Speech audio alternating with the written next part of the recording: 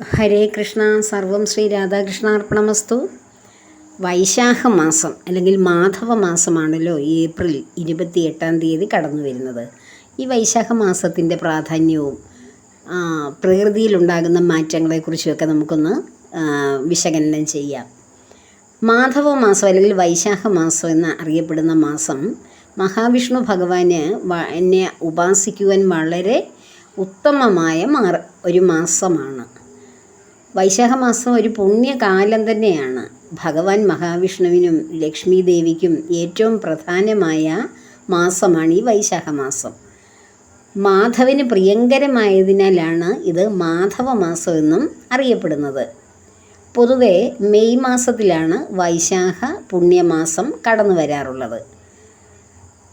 27 ദിവസങ്ങളുള്ള ഈ മാസം ഭഗവാൻ വൈകുണ്ഠം വിട്ട് ഭൂമിയിൽ ഭക്തരുടെ ഭവനങ്ങൾ സന്ദർശിക്കുവാൻ ലക്ഷ്മി ദേവിയോടൊപ്പം എത്തിച്ചേരുന്നു എന്നാണ് ഈ 27 ദിവസങ്ങളുള്ള ഈ മാസത്തെക്കുറിച്ച് പറയപ്പെടുന്നത്.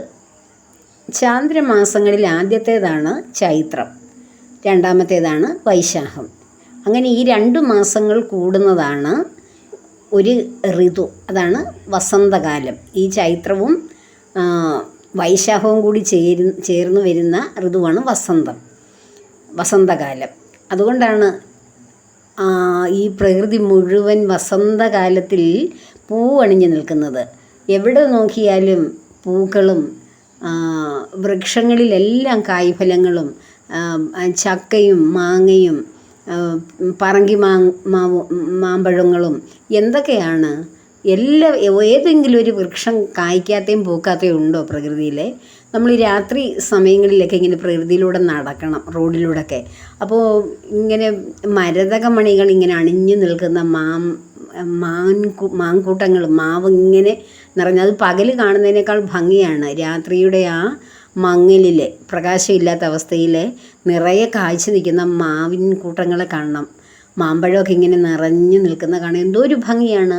അതുപോലെ തന്നെ കണിക്കൊന്ന പ്രകൃതിയെ മനോഹരമാക്കുകയല്ലേ. നമ്മുടെ പ്രകൃതീശ്വരിയായ ദേവിയെ വസന്തകാലം സുന്ദരിയാക്കുന്നു, അതിസുന്ദരിയാക്കുന്നു. എവിടെ തിരിഞ്ഞു നോക്കിയാലും അവിടെ ആ വൃക്ഷങ്ങളിലെല്ലാം ഫലങ്ങൾ ഉണ്ടാകുന്നു, ചെടികളെല്ലാം പൂക്കുന്നു, കായ്ക്കുന്നു. എവിടെ നോക്കിയാലും ഹരിതാഭമായ ഭൂമിയെ സുന്ദരിയാക്കുവാൻ വേണ്ടി പ്രകൃതി ഇങ്ങനെ താലമെടുത്ത് നിൽക്കുകയാണെന്ന് തോന്നും. അതാണ് ചൈത്രമാസത്തിൻ്റെയും വൈശാഖത്തിൻ്റെയൊക്കെ പ്രാധാന്യം. ചിത്ര പൗർണമി ദിവസമായിരുന്നു നമ്മൾ ഹനുമാൻ ജയന്തി ആചരിച്ചിരുന്നത്. ഓർമ്മയുണ്ടാകുമല്ലോ അത്. അതുപോലെ തന്നെ പ്രകൃതിയിൽ വളരെ വളരെ കൂടുതൽ പ്രകൃതി സമ്പൽ സമൃദ്ധിയാകുന്ന മാസമാണ് ഇത്. സർവ സൽക്കർമ്മങ്ങൾക്കും വസന്തകാലമാണ് ഉത്തമകാലമായിട്ട് ആചാര്യന്മാർ വിധിക്കുന്നത്. യജ്ഞങ്ങളൊക്കെ നടക്കുന്നത് വസന്തകാലത്തിലാണ്. അതുപോലെ ക്ഷേത്രോത്സവങ്ങളും ഈ ചൈത്രമാസം വൈശാഖ മാസം വരുന്ന ഈ വസന്തകാലങ്ങളിലാണ് ക്ഷേത്രങ്ങളിൽ ഉത്സവങ്ങളൊക്കെ നടക്കുന്നത്. മഹാവിഷ്ണുവിൻ്റെ അവതാരങ്ങളുള്ള ക്ഷേത്രങ്ങളിലും മഹാവിഷ്ണു ഭഗവാന്റെ ക്ഷേത്രങ്ങളിലുമൊക്കെ ഈ മാസം ദർശനം നടത്തുന്നത് അതിവിശേഷമാവും. ഞാനത് കഴിഞ്ഞൊരു ദിവസം പറഞ്ഞിരുന്നു. വളരെ അനുഗ്രഹദായകമാണെന്നാണ് സാധാരണ നമ്മളുടെ സങ്കല്പം. ഗുരുവായൂരിലെ ഭഗവാന്റെ ഗുരുവായൂർ ക്ഷേത്രത്തിലെ പ്രധാനപ്പെട്ട മാസം തന്നെയാണല്ലോ വൈശാഖ മാസം എന്ന് പറയുന്ന ആ പുണ്യകാലം. ചിത്ര നക്ഷത്രവും പൗർണമാസിയും ഒരേ ദിവസം വരുന്നതാണ് ചൈത്രമാസം. അതിന് മുമ്പുള്ള പ്രതിപദം മുതൽ ചൈത്രമാസം ആരംഭിക്കും. പിന്നെ അമാവാസി കഴിഞ്ഞാൽ, അതായത് ഈ ചൈത്രമാസത്തിലെ അമാവാസി കഴിഞ്ഞാൽ തൊട്ടടുത്ത ദിവസം, അതായത് 27 അമാവാസിയാണ്, തൊട്ടടുത്ത ദിവസം 28 വൈശാഖം ആരംഭിക്കുന്നു. വൈശാഖ മാസത്തിൻ്റെ ആ മാഹാത്മ്യത്തെപ്പറ്റി സ്കന്ദപുരാണം, പത്മപുരാണം തുടങ്ങിയവയിലൊക്കെ വളരെ വിശദമായിട്ട് പ്രതിപാദിക്കുന്നുണ്ട്. സർവവിദ്യകളിൽ ശ്രേഷ്ഠമായത് വേദവും സർവമന്ത്രങ്ങളിൽ ശ്രേഷ്ഠമായത് പ്രണവമന്ത്രവും സർവവൃക്ഷങ്ങളിൽ ശ്രേഷ്ഠമായത് കൽപ്പവൃക്ഷവും, അതായത് നമ്മുടെ തെങ്ങ്, സർവപക്ഷികളിൽ ശ്രേഷ്ഠമായത് ഗരുഡനും സർവനദികളിൽ ശ്രേഷ്ഠമായത് ആരാണ്? ഗംഗാദേവിയും സർവരത്നങ്ങളിൽ ശ്രേഷ്ഠമായത് ഭഗവാന്റെ മാറിലണിയുന്ന കൗസ്തുഭരത്നവും സർവമാസങ്ങളിൽ ശ്രേഷ്ഠമായതാകട്ടെ വൈശാഖ മാസമാണെന്നും സ്കന്ദപുരാണത്തിൽ പറയുന്നു. അപ്പോൾ മാസങ്ങളിൽ ശ്രേഷ്ഠം വൈശാഖം, വൃക്ഷങ്ങളിൽ ശ്രേഷ്ഠം കൽപ്പവൃക്ഷം, പക്ഷികളിൽ ശ്രേഷ്ഠൻ ഗരുഡൻ, അതുപോലെ തന്നെ നദികളിൽ ശ്രേഷ്ഠ ഗംഗാദേവി, രത്നങ്ങളിൽ ശ്രേഷ്ഠം കൗസ്തുഭം.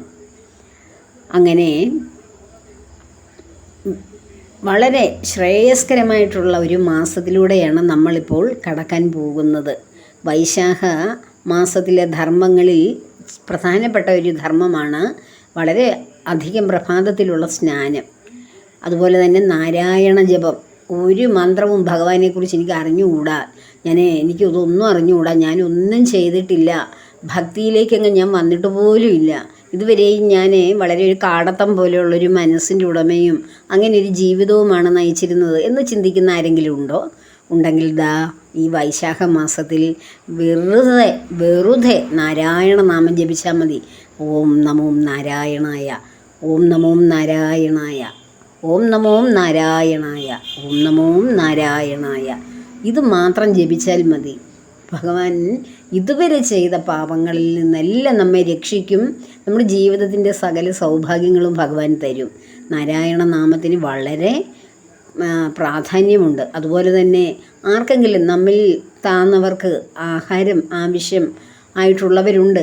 ഇക്കാലഘട്ടത്തിൽ അത് അങ്ങനെ തോന്നാറില്ല, ആഹാരത്തിൻ്റെയൊക്കെ ആവശ്യം. പക്ഷേ ആഹാരം ആവശ്യമായിട്ടുള്ളവർ നമ്മുടെ മനസ്സങ്ങനെ കൊടുക്കാൻ തയ്യാറാണെങ്കിൽ അങ്ങനെയുള്ളവരെ തന്നെ ഭഗവാൻ നമ്മുടെ മുന്നിൽ കൊണ്ട് എത്തിക്കും. അവർക്ക് ആഹാരമോ അല്ലെങ്കിൽ ആർക്കെങ്കിലും എന്തെങ്കിലും നമ്മുടെ ജോലി ചെയ്യുന്നതിൻ്റെ ഓഹരിയിൽ നമ്മളൊരു വീതം മാറ്റി വെക്കുമല്ലോ, ചാരിറ്റിയൊക്കെ ചെയ്യുവാൻ. അതൊക്കെ ചെയ്യുവാൻ വേണ്ടി എന്തെങ്കിലുമൊക്കെ മാറ്റി വെച്ചിട്ടുണ്ടെങ്കിൽ അത് ഈ വൈശാഖ മാസത്തിൽ അത് ചെയ്യുന്നതും വളരെ ഉത്തമമാണ്. അതുപോലെ തന്നെ വളരെ 6 നാഴിക പുലരുന്നവരെ ജലാശയങ്ങളിലെല്ലാം ഗംഗാദേവിയുടെ സപ്തനദികളുടെ ഗംഗാദേവിയുടെയും മറ്റു നദികളുടെയും നമ്മൾ ഗംഗേച യമുന ചൈവ ഗോദാവരി സരസ്വതി എന്ന് ജപിച്ചിട്ട് വേണം എല്ലാ ദിവസവും സ്നാനം ചെയ്യാൻ വേണ്ടി. നമ്മൾ എവിടെ നിന്നും കുളിച്ചോളൂ, എവിടെ നിന്ന് കുളിച്ചാലും നദിയിൽ നിന്ന് കുളിക്കുന്നത് പോലെ നമ്മൾ എന്ത് ചെയ്യണം? കൈക്കുമ്പിളിൽ വെള്ളമെടുത്ത് കിഴക്കേ ഭാഗത്തേക്ക് തിരിഞ്ഞ് നിന്നുകൊണ്ട് ഗംഗേച യമുനേ ചൈവ ഗോദാവരി സരസ്വതി നർമ്മദേ സിന്ധു കാവേരി എന്നുള്ള ആ മന്ത്രം ജപിക്കുമ്പോൾ നമ്മൾ സ്നാനം ചെയ്യുന്ന ആ ജലത്തിലേക്ക് ഈ പുണ്യനദികളുടെ മഹാപ്രവാഹം ഉണ്ടായി അത് പവിത്രമായി മാറുന്നു എന്നാണ് സങ്കല്പം. പക്ഷേ അതിനേക്കാളും വളരെ ശ്രേഷ്ഠമാണ് ഈ നമ്മുടെ മാധവമാസം ആരംഭം മുതൽ നമ്മൾ പുലർച്ചെ ഒരു ബ്രഹ്മയാമത്തിലൊക്കെ എഴുന്നേറ്റ് കുളിക്കുകയാണെങ്കിൽ ഗംഗാദേവിയുടെയും മറ്റ് പുണ്യ നദികളുടെയും ഒക്കെ സാന്നിധ്യം നമ്മുടെ ജലത്തിലുണ്ടാകുമെന്നാണ് പറയുന്നത്. ജലമൊക്കെ അമൃതമായി മാറുമെന്നാണ്. അതുപോലെ തന്നെ ജപവും ഹോമവും പുരാണ പാരായണവും സജ്ജന സംസർഗം, അതായത് സത്സംഗങ്ങൾ, സജ്ജനങ്ങളുമായിട്ട് സംസർഗം ചെയ്യുക, ഇവയെല്ലാം വൈശാഖ മാസത്തിൽ അത്യന്തം പുണ്യപ്രദമാണ്. നാരായണ ഭക്തരുമായിട്ട് സംസർഗം ചെയ്യുക. നമ്മൾ ഭക്തരല്ലാത്തവരുമായി ഭക്തർ സംസർഗം ചെയ്താൽ നമുക്കുള്ള കിട്ടിയിരിക്കുന്ന ആ ഈശ്വരാനുഗ്രഹവും നമ്മൾ എത്ര ഈശ്വരനിലേക്ക് എത്ര ലെവൽ ഉയർന്നിട്ടുണ്ടെങ്കിലും അതൊക്കെ നഷ്ടപ്പെട്ടു പോകും. നമ്മളൊരു സാധാരണ മനുഷ്യരെ പോലെ നമ്മുടെ ജീവിതത്തിൻ്റെ നിലവാരം താണു പോകും. നമ്മുടെ മനസ്സ് അധപ്പതിച്ചു പോകും. മനസ്സിനെ വല്ല വിധത്തിലൊന്ന് ഉയർത്തുകയാണ് നമ്മൾ ഈ ഭഗവത് സത്സംഗങ്ങൾ കൊണ്ടും ഭഗവത് കഥാശ്രവണങ്ങൾ കൊണ്ടും ഹരികഥ ജപങ്ങൾ കൊണ്ടും ഒക്കെ നമ്മൾ ഉദ്ദേശിക്കുന്നത് നമ്മുടെ മനസ്സിനെ ഉയർത്തുക.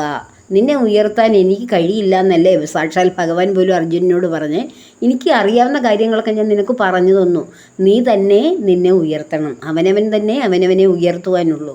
ഉയർന്നു വരുന്ന നമ്മെ താഴ്ന്നവരുടെ ഇടയിലേക്ക് പോയിട്ട് നമ്മളും അവരെ പോലെ പിന്നീടാണ് നമ്മൾ ഓർക്കുന്നത്, അയ്യോ ഞാൻ ഇത്രയും ഇങ്ങനെയുള്ള മനുഷ്യരുടെ ഇടയിൽ ചെന്ന് പെട്ടുപോയല്ലോ ഈശ്വര. എൻ്റെ ഈശ്വരാനുഗ്രഹവും നാമജപങ്ങളും നിത്യപ്രാർത്ഥനകളും നിത്യേനയുള്ള ഈശ്വര സേവകളും ഒക്കെ നഷ്ടപ്പെട്ടല്ലോ എന്നുള്ള അങ്ങനെയുള്ളൊരവസ്ഥ ഉണ്ടാകരുത്. പ്രത്യേകിച്ച് മാധവമാസം നിങ്ങൾ സജ്ജനങ്ങളും സത്തുക്കളുമല്ലാത്ത ആരുമായിട്ട് സമ്പർക്കപ്പെടാൻ പാടില്ല. സമ്പർക്കപ്പെട്ടോളൂ. ഞാനിവിടെയും ഗുഹയിലെങ്ങും അല്ലല്ലോ, ഒരു സമൂഹത്തിലല്ലേ ജീവിക്കുന്നതെന്നായിരിക്കും അടുത്ത മറുപടി. സമൂഹത്തിൽ ജീവിച്ചോളൂ, പക്ഷേ മറ്റുള്ളവരോട് സമ്പർക്കപ്പെടേണ്ട ധാരാളം സന്ദർഭങ്ങളൊക്കെ ഉണ്ടാകും. അവിടെ മിതമായ രീതിയിൽ സംസാരവും നമ്മുടെ ഒരു സാമീപ്യവും മിതമായ രീതിയിൽ മാത്രമേ ഉണ്ടാകാവുള്ളൂ. നമ്മൾ ഭക്തിയിൽ തന്നെ ഏത് സമയവും കഴിച്ചുകൂടുക. പ്രത്യേകിച്ച് ഈ ഒരു മാസക്കാലം വളരെ പ്രഭാതത്തിൽ എഴുന്നേൽക്കണം. സപ്ത നദികളെ പ്രാർത്ഥിച്ചുകൊണ്ട് ആ ജലത്തിൽ കുളിക്കുക. അതിനുശേഷം ഭഗവാന് നെയ്ദീപമൊക്കെ തെളിയിച്ചതിന് ശേഷം മാത്രമേ ജലപാനം കഴിക്കാവുള്ളൂ എന്നൊരു നിഷ്ഠ ഉണ്ടാക്കി വയ്ക്കുക. ഈ മാസക്കാലം ഏപ്രിൽ 28 മുതൽ മെയ് 27 വരെ അങ്ങനെ ഒരു സങ്കല്പത്തിൽ ജീവിക്കുക. അപ്പോൾ സജ്ജന സംസർഗം നിത്യേന ഉണ്ടാവണം. എന്നും സത്സംഗങ്ങളൊക്കെ കേൾക്കണം. ഭാഗവതം പാരായണം ചെയ്യാൻ പറ്റുന്നവരത് ചെയ്യുക. ഭഗവത്ഗീതയുടെ ഓരോ ശ്ലോകങ്ങളെങ്കിലും നിത്യേന പാരായണം ചെയ്യുക. നാരായണീയവും ഒരു പറ്റുന്ന അത്രയും, ഒരു ശ്ലോകമല്ല, പറ്റുന്നത്രയും ജപിക്കുക. ഇതിലൊന്നും കഴിയുന്നില്ലെങ്കിൽ ഇതൊക്കെ ജപിച്ചും ഇതിൻ്റെയൊക്കെ കഥകളും ഒക്കെ നമ്മുടെ സോഷ്യൽ മീഡിയയിലെ യൂട്യൂബിലൊക്കെ ആവശ്യം പോലെ ഉണ്ടല്ലോ, അത് കേൾക്കുക. അതിനെക്കുറിച്ച് കേട്ടാൽ പോരാ, അതൊക്കെ ഭഗവാനെ സങ്കല്പിച്ച് വേണം കേൾക്കേണ്ടത്. എന്നാലേ അത് നമ്മുടെ മനസ്സിൽ പ്രവർത്തിക്കുകയുള്ളൂ. ഇല്ലെങ്കിൽ നമ്മൾ സാധാരണ കുറച്ച് കാര്യങ്ങൾ കേൾക്കുന്നത് പോലെ അങ്ങ് കേട്ടുപോകും. അപ്പോൾ ഈ വളരെ വൈശാഖ മാസത്തിൻ്റെ പ്രാധാന്യം തന്നെയാണ്. നമ്മുടെ വീടുകളിൽ വരുന്ന അതിഥികളെ നമ്മൾ ഭഗവാനാണെന്ന് കരുതി അവരെ അങ്ങനെ സങ്കല്പിച്ച് സ്വീകരിക്കണമെന്നാണ് സങ്കല്പം. കാരണം വൈകുണ്ഠം വിട്ട് ഭഗവാൻ ഓരോ ഭക്തനെയും നേരിൽ കാണുവാൻ പ്രച്ഛന്ന വേഷത്തിൽ സമീപിക്കുന്ന മാസമാണ് ഈ മാധവമാസം എന്നാണ് സങ്കല്പം. അതുകൊണ്ട് നമ്മുടെ ഭവനങ്ങളിൽ എത്തുന്ന അതിഥികളെ നാം ഭഗവാനായിട്ട് തന്നെ കാണണം എന്നാണ് പ്രത്യേകിച്ച് പറയാനുള്ളത്. അതുപോലെ തന്നെ നമ്മുടെ ഒരു ഉപനിഷ വാക്യം തന്നെയില്ല, അതിഥി ദേവോ ഭവ, ആ ഒരു സങ്കല്പത്തോടു കൂടി സ്വീകരിക്കണം പുരാണങ്ങൾ എന്നാണ് പുരാണത്തിലൊക്കെ പറയുന്നത്. അതിഥിക്കായി ഭക്ഷണം സന്തോഷത്തോടെ കൊടുക്കുക, അവർക്ക് വസ്ത്രമോ ധനമോ ഒക്കെ നൽകി വേണം അവരെ യാത്ര അയക്കാനെന്നും പുരാണങ്ങളിൽ പറയുന്നു.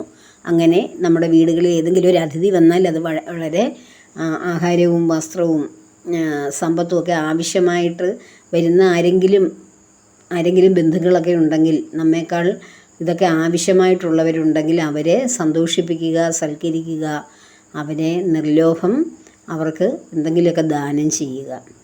ലക്ഷ്മി നാരായണ ഭജനത്തിന് ഏറ്റവും യോജിച്ച കാലമാണ്. ഭഗവാനെ മാത്രമല്ല, സാക്ഷാൽ ശ്രീ ഭഗവതിയെയും ധ്യാനിക്കേണ്ട സമയമാണ്. പ്രഭാതത്തിലും സന്ധ്യയ്ക്കും നിലവിളക്ക് കൊളുത്തി നാരായണ നാമം നിർബന്ധമായും ജപിക്കണം. ഏറ്റവും ചുരുങ്ങിയത് നാരായണ നാമം, ഏറ്റവും ചുരുങ്ങിയതല്ല നാരായണ നാമം, അതിൽ അപ്പുറം ഒരു നാമമില്ല. എങ്കിലും മറ്റ് ഒക്കെ ജപിക്കുവാൻ അറിയുന്നില്ല,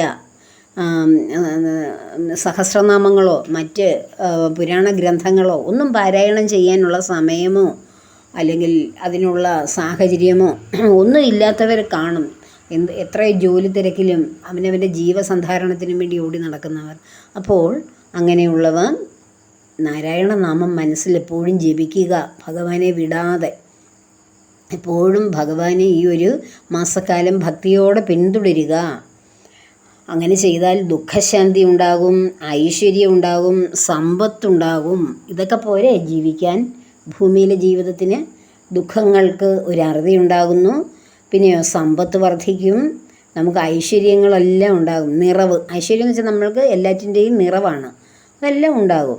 വൈശാഖ മാസത്തിലെ വെളുത്ത ദ്വാദശി, പൗർണമി എന്നിവയ്ക്ക് വ്രതമെടുക്കുന്നവർക്കും മുഴുവൻ മാസവും വ്രതമെടുത്തതിന് തുല്യമായ ഫലം ലഭിക്കുമെന്നാണ് പറയപ്പെടുന്നത്. വൈശാഖ മാസത്തിലെ വെളുത്ത പക്ഷത്തിലെ ദ്വാദശി ദിവസവും പിന്നെ പൗർണമി ദിവസവും വ്രതമെടുക്കുന്നവർക്ക് ആ മാസം മൊത്തം വ്രതം എടുത്തതിൻ്റെ ഫലം കിട്ടും. വൈശാഖ മാസം അല്ലെങ്കിൽ മാധവ മാസത്തിൽ വ്രതം എടുക്കുന്ന നമ്മൾ മത്സ്യമാംസാദികളൊക്കെ ഉപേക്ഷിച്ച് സാത്വികമായ ആഹാരമൊക്കെ കഴിച്ച് ഭഗവത് സേവയിൽ നിത്യേന വെളുപ്പിനെ എഴുന്നേറ്റ് സ്നാനം ചെയ്ത് ഭഗവാന് നെയ്ദീപം സമർപ്പിച്ച് അങ്ങനെ ഒരു വ്രതശുദ്ധിയോടുകൂടി ജീവിച്ചാൽ അത് ഏറ്റവും ഫലം ചെയ്യും, ഏറ്റവും ഉത്തമമാണ്. എല്ലാ ശുഭകാര്യങ്ങൾക്കും ആരംഭിക്കാൻ പറ്റുന്ന മാസമാണ് വൈശാഖ മാസം. വൈശാഖ മാസകാലത്ത് അനേകം പുണ്യ ദിവസങ്ങളുണ്ട്. അത് ഏതൊക്കെയാണെന്ന് നമുക്ക് നോക്കാം. ആദ്യം വരുന്നതാണ് അക്ഷയ തൃതീയ. അത് ബലരാമസ്വാമിയുടെ ജന്മദിവസമാണ്. അത് ഏപ്രിൽ 30 തോന്നുന്നു അക്ഷയ തൃതീയ. ആ ദിവസം നമ്മൾ ചെയ്യുന്ന സൽക്കർമ്മങ്ങൾക്ക് ഒരിക്കലും ക്ഷയിക്കാത്ത ഫലമുണ്ടാകും എന്നാണ് ഐതിഹ്യം. അതുകൊണ്ടാണ് ക്ഷയമില്ലാത്ത എന്നുവെച്ചാൽ നാശമില്ലാത്ത. അതുകൊണ്ടാണ് നമ്മൾ അതിന് ഗോൾഡ് കടക്കാരൊക്കെ അത് വളരെ ഒരു ആഘോഷമായിട്ട് ഏറ്റെടുത്തിരിക്കും. നമ്മുടെ സനാതനധർമ്മത്തിൽ ഒരു കാര്യങ്ങളും മറ്റുള്ളവർ അംഗീകരിക്കില്ലെങ്കിലും അക്ഷയ തൃതീയ ജാതി മതഭേദമന്യേ ഏത് സ്വർണ്ണക്കടക്കാരും ജ്വല്ലറിക്കാരും അത് ഏറ്റെടുത്ത് ആഘോഷിക്കും. എന്തിനു വേണ്ടിയാണ്? അവർക്ക് സമ്പത്ത് കുന്നുകൂടാൻ. അന്ന് സ്വർണം എടുത്താൽ അതിന് ക്ഷയം വരികയില്ല എന്നാണ്. പക്ഷേ സ്വർണം എടുക്കുന്നത് നല്ലത്. നമ്മൾ ചെയ്യുന്ന സൽക്കർമ്മങ്ങൾക്കാണ് ഒരിക്കലും നാശമില്ലാതെ അത് നമ്മുടെ സമ്പത്ത് വർദ്ധിപ്പിക്കുമെന്ന് പറയുന്നത്. അന്ന് സത്കർമ്മങ്ങൾ ചെയ്യുക ആ ദിവസം. അല്ലാതെ സ്വർണ്ണക്കടയിലെ തിരക്കൊക്കെ അന്നൊന്ന് കാണണം. ക്യൂ നിന്നാണ് അവിടെ അന്ന് ഗോൾഡൊക്കെ മേടിക്കാൻ ഓരോരുത്തർ കയറിപ്പോകുന്നത്. അതിന് മാത്രമല്ല, അതിനേക്കാൾ സ്വർണ്ണമെന്നൊക്കെ പറയുന്നത് നമ്മൾ ഭൂമിയിൽ ജീവിക്കുമ്പോൾ നമ്മൾക്ക് അണിഞ്ഞൊരുങ്ങാനും അല്ലെ സമ്പത്ത് സൂക്ഷിക്കുവാനും ഒക്കെയുള്ള ഒരു ഉപാധി മാത്രമാണ്. അത് ഇവിടുന്ന് കടന്നു പോകുമ്പോൾ അത് വല്ലതും നമുക്ക് കൊണ്ടുപോകാൻ പറ്റുമോ? അത് അടുത്ത തലമുറയ്ക്ക് കൈമാറിയിട്ടല്ലേ നാം പോകുന്നത്.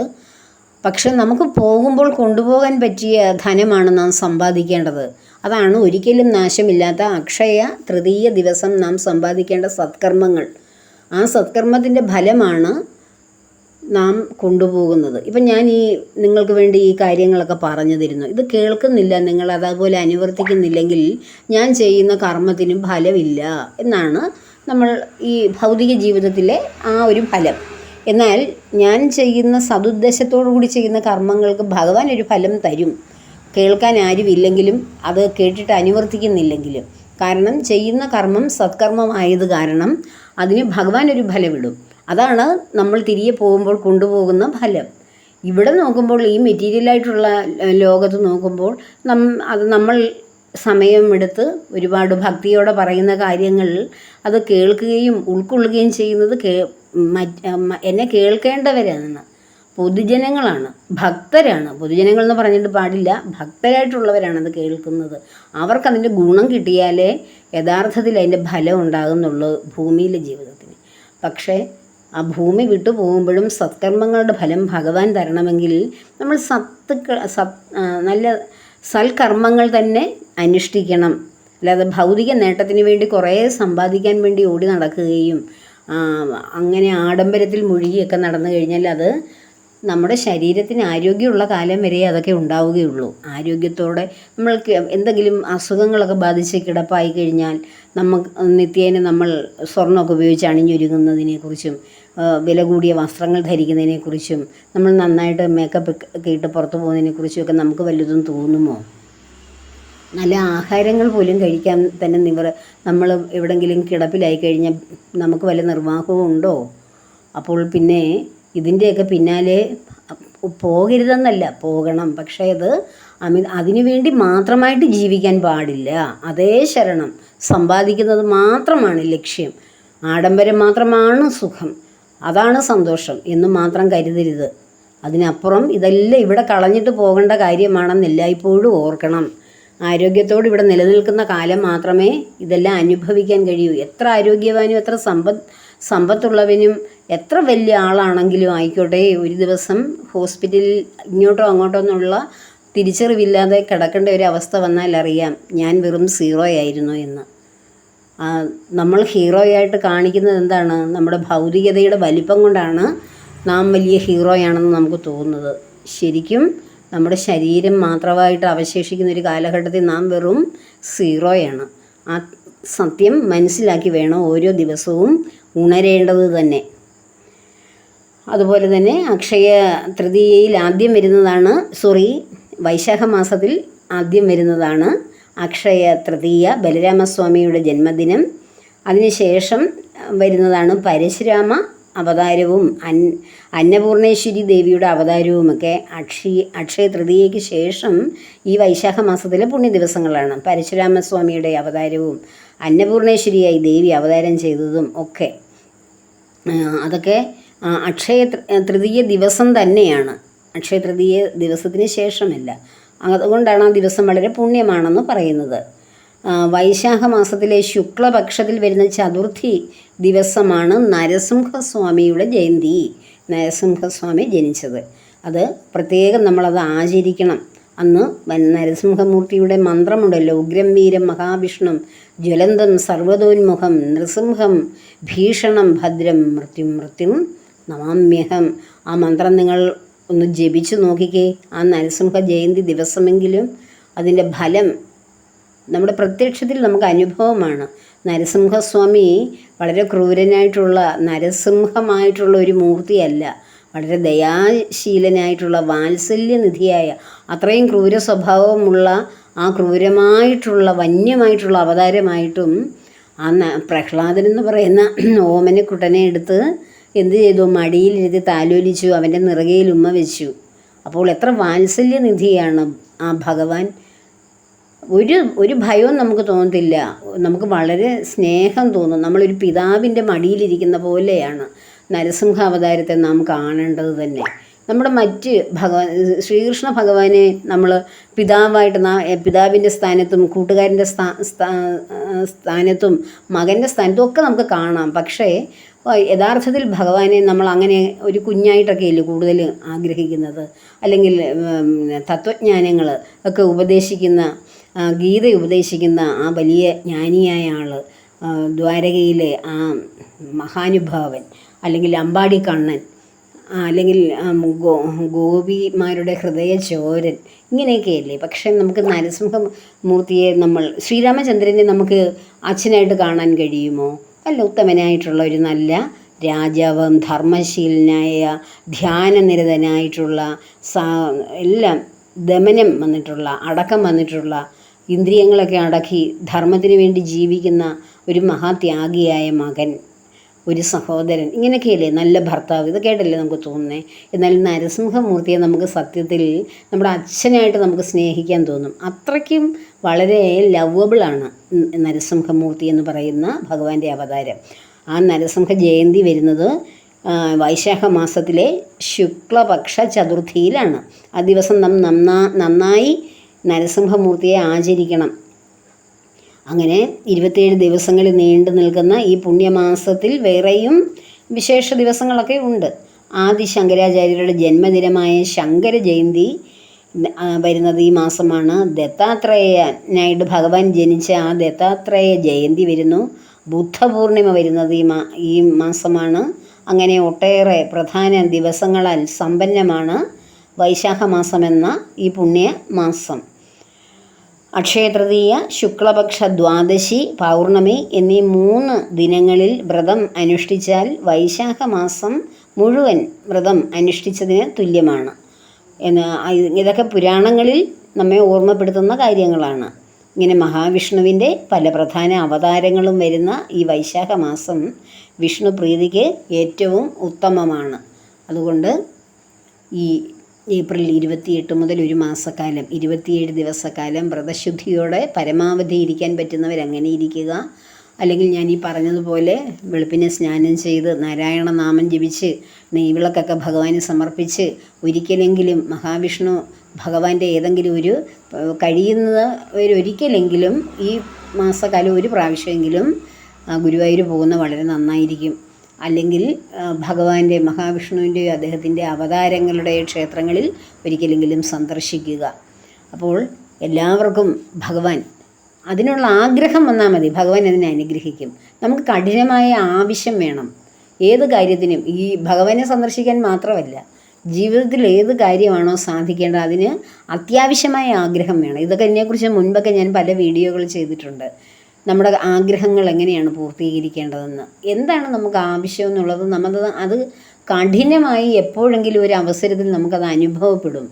അല്ലെങ്കിൽ നമ്മൾ സാധാരണ എനിക്ക് ഒരാൾക്ക് അല്ലെങ്കിൽ നമ്മുടെ കൂട്ടത്തിൽ നമ്മുടെ പരിസരത്ത് കാണുന്ന ഒരാൾക്ക് എന്തെങ്കിലും നമുക്കില്ലാത്തൊരു സംഭവം ഉണ്ടായി, അപ്പോൾ നമ്മൾ വിചാരിക്കാം നമുക്കും കിട്ടിയിരുന്നെങ്കിൽ. അത് നമുക്കൊരാവശ്യമാണോ? അല്ല. നമ്മൾക്ക് അങ്ങനെ ഒരു തോന്നൽ വരും, എനിക്കും കിട്ടിയിരുന്നെങ്കിൽ എന്നേ തോന്നൂ. ഇത്തിരി കഴിഞ്ഞ് നമ്മൾ എനിക്കും കിട്ടിയിരുന്നെങ്കിൽ ഈശ്വര എന്നൊക്കെ ഇങ്ങനെ ചിന്തിച്ചിട്ട് കുറേ കഴിയുമ്പോൾ നമ്മളത് വിട്ട് കളയും. അതൊരു അത്യാവശ്യമല്ല. പക്ഷേ ഒരു കാര്യം നമ്മുടെ ജീവിതത്തിലേക്ക് കടന്നു വരുന്നു, അത് നിർവഹിക്കണം. അതിന് യാതൊരു പോംവഴിയില്ല ഭഗവാനല്ലാതെ. ഇതെനിക്ക് നടത്തിയേ പറ്റൂ എന്ന് പൂർണ്ണമായി, അത് ക്ഷേത്രങ്ങളിൽ പോകുന്നതാകാം, നമ്മുടെ ജീവിതത്തിൽ നിത്യേന എന്തെങ്കിലുമൊക്കെ സംഭവങ്ങൾ ഉണ്ടാകുന്നതാകാം, അതവിടെ നടന്നേ തീരൂ എന്ന് നമ്മൾ ആഗ്രഹിക്കുന്നുണ്ടെങ്കിൽ അതിന് ഒരു പോംവഴി ഭഗവാൻ നമ്മുടെ മുന്നിൽ കൊണ്ടുതരും. ഭഗവാനെ സന്ദർശിക്കുവാൻ എനിക്ക് പോകണം എന്ന് പൂർണ്ണമായ ആഗ്രഹം വന്നു കഴിഞ്ഞാൽ ഏതെങ്കിലും ഒരു ഉപാധി ഭഗവാൻ തരും. ഇത് നമ്മൾ ചില ഭക്തരുണ്ട് നേരത്തെ തന്നെ പറയും, എനിക്ക് അവിടെ എങ്ങും പോകാൻ പറ്റത്തില്ല, എല്ലാവരും ഒരേ ക്ഷേത്രങ്ങളിലൊക്കെ പോകുന്നു, എനിക്ക് ഗുരുവായൂരോ അല്ലെ വേറെ ക്ഷേത്രങ്ങളിലൊന്നും പോകാൻ എനിക്കൊരു മാർഗ്ഗവും ഇല്ല, ഒരു യോഗവും ഇല്ല, ഒരു ഭാഗ്യവും ഇല്ല, ഒന്നുമില്ല എന്ന് ആദ്യം തന്നെ പരിധി ഇട്ട് വെച്ചിരിക്കുകയാണ്. പിന്നെ എങ്ങനെയാണ് ആ പരിധി മുറിച്ച് കിടക്കുന്നത്? നമ്മൾ തന്നെ ഒരു വേലി കെട്ടിയിട്ട് അതിനകത്ത് കയറി ഇരിക്കുകയാണ് നമ്മൾ. എന്നിട്ട് പറയും എനിക്ക് ഈ വേലി കടക്കാൻ പറ്റില്ല, എനിക്ക് ഈ വേലി കടക്കാൻ പറ്റില്ല. ആരാണ് വേലി കെട്ടിയത്? ആരെങ്കിലും പുറമേ വന്ന് നമ്മളെ പിടിച്ച് നിർത്തി വേലി കെട്ടിയതാണോ? അല്ല. നമ്മൾ തന്നെ നമ്മുടെ മനസ്സിന് വേലി കെട്ടി ഒരു ചെറിയ ചതുരത്തിലാക്കി വെച്ചിരിക്കുകയാണ്, അങ്ങോട്ടും ഇങ്ങോട്ടും ഇടം വലം തിരിയാതെ. നമ്മൾ പരിധി വയ്ക്കരുത്. എന്ത് കാര്യം ചെയ്യാൻ വഹിക്കുമ്പോഴും അത് നടക്കില്ല എന്ന് തോന്നുന്നതിന് പകരം അത് എന്തുകൊണ്ട് നടന്നുകൂടാ എന്ന് ചിന്തിക്കണം. എന്ത് എതിർപ്പ് ആരെല്ലാം എല്ലാവരും നാം ഒഴിച്ച് ബാക്കി എല്ലാവരും അതിനെ തടസ്സപ്പെടുത്തുന്നവരായിരിക്കും. സത്യം പറഞ്ഞാൽ നമ്മുടെ മൈൻഡ് പോലെ വേറെ ആർക്കും മൈൻഡ് നമ്മുടെ കൂടെ ജീവിക്കുന്നവർക്കോ കുടുംബത്തിനോ സമൂഹത്തിനോ ഒന്നും ഉണ്ടാവില്ല. നമ്മളൊരു കാര്യം മറ്റുള്ളവരോട് പറഞ്ഞു കഴിഞ്ഞാൽ അത് ശരിയാകത്തില്ല, നടക്കുമോ, നിന്നെ കൊണ്ട് പറ്റുമോ, ഇങ്ങനെയൊക്കെ എല്ലാവരും ചോദിക്കുകയുള്ളൂ. പക്ഷെ പറ്റുമെന്നുള്ളത് നമുക്കേ അറിയൂ. കാരണം നമ്മുടെ കൂടെ ആരുണ്ട്? ഭഗവാനുണ്ട്. ഭഗവാനെ കൂട്ടുപിടിച്ച് കഴിഞ്ഞാൽ എന്താണ് അസാധ്യം? എല്ലാം നടക്കും. ആ ഒരു ഭഗവാൻ എൻ്റെ കൂട്ടത്തിലുണ്ട്. എന്നെ കാര്യങ്ങളെല്ലാം നടത്തുവാൻ എനിക്ക് ചാരാനൊരു ഏറ്റവും നല്ല ശക്തമായ ഒരു ചുമലാണ് ഭഗവാന്റേത് എന്ന ഉറച്ച വിശ്വാസം ആർക്കുണ്ടോ, സമർപ്പണം, വിശ്വാസമല്ലത് സമർപ്പണം, ആ സമർപ്പണ ബുദ്ധിയോടുകൂടി ആര് ജീവിക്കുന്നോ അവരുടെ ജീവിതത്തിൽ ഏറ്റവും അത്യാവശ്യമായ കാര്യങ്ങൾ, ഏറ്റവും നിർവഹിക്കേണ്ട കാര്യങ്ങൾക്കെല്ലാം ഭഗവാൻ അതിന് തുണയായി വരും. അത് നമുക്ക് ആവശ്യമുള്ള കാര്യങ്ങൾ, നമുക്ക് നേട്ടമുണ്ടാകുന്ന കാര്യങ്ങൾ ഒക്കെയാണെങ്കിൽ. അപ്പോൾ എല്ലാവർക്കും അതിനുള്ള ആഗ്രഹങ്ങൾ വരട്ടെ. ഭഗവാനെ സന്ദർശിക്കുവാനും ഭഗവാന്റെ അനുഗ്രഹം മാക്സിമം നേടിയെടുക്കുവാനും ഒക്കെയുള്ള ആഗ്രഹമാണ് ഓരോരുത്തർക്കും വരേണ്ടത്, അല്ലാതെ വേറെ മറ്റൊന്നുമല്ല. ഈ ആഗ്രഹ പൂർത്തീകരണത്തിന് വേണ്ടി എല്ലാവരെയും ഭഗവാൻ അനുഗ്രഹിക്കട്ടെ എന്ന പ്രാർത്ഥനയോടുകൂടി എല്ലാ കർമ്മങ്ങളും ഭഗവാന്റെ പത്മപാദങ്ങളിൽ ചേർക്കുന്നു. ലോകാ സമസ്ത സുഖിനോ ഭവന്തു.